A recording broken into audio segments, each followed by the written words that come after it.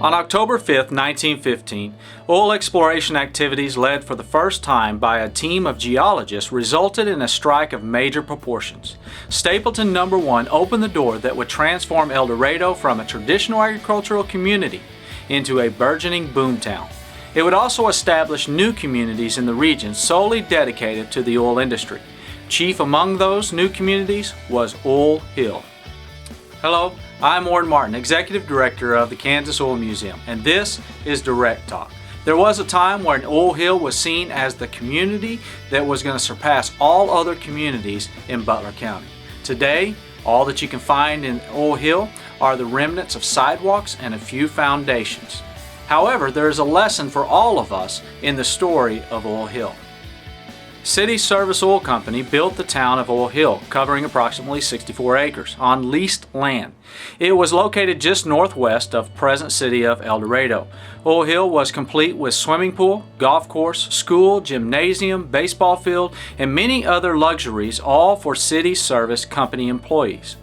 The population of Oil Hill grew almost overnight to approximately 2,500 people and soon became the largest town completely owned by a single company in the entire world. At one point, there was some trepidation among the citizens of El Dorado that Oil Hill would become the dominant community in the region. However, this was not to be. Today, the only remains of the community is a newly installed sign in front of the Vess Oil Company offices and a few broken sidewalks and foundations. Oil Hill was an inevitable victim of the boom culture. Booms had been a staple in turn-of-the-century America culture. Mining booms and oil booms dotted the history of the expansion into the West. In fact, even during the boom, many in El Dorado were not merely concerned with the future of these new startup company towns, but were also concerned with the future of their own city.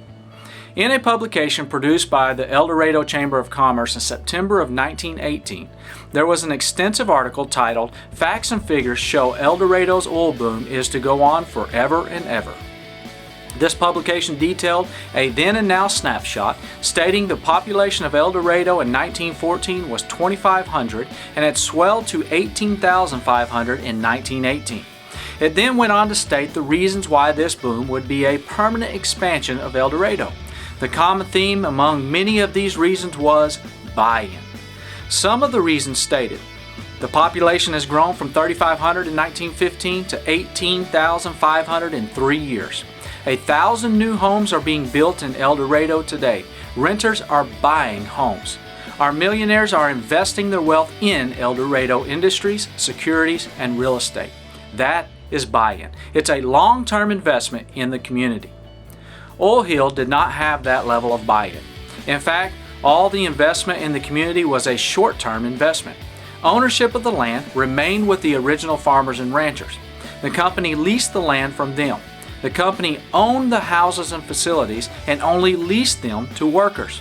No one had a long-term staked interest in the community. There was no buy-in.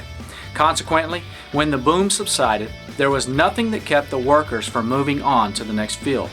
The leases on their houses expired, the swimming pool and other facilities were closed, the building themselves in many cases were literally loaded onto trailers and hauled off to other locations.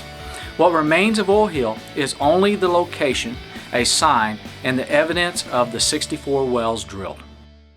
There is a lesson that all museums, and in fact all charities, nonprofits, churches, and organizations can learn from the story of Oil Hill.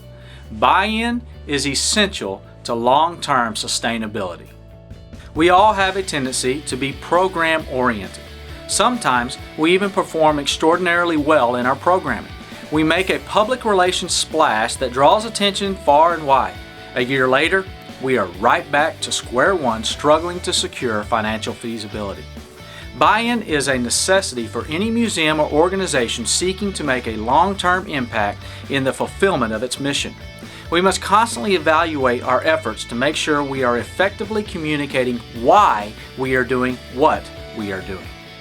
On the other side of the coin, as individuals, we should take some time to evaluate why we are a part of organizations. Do we really understand the mission of the organization?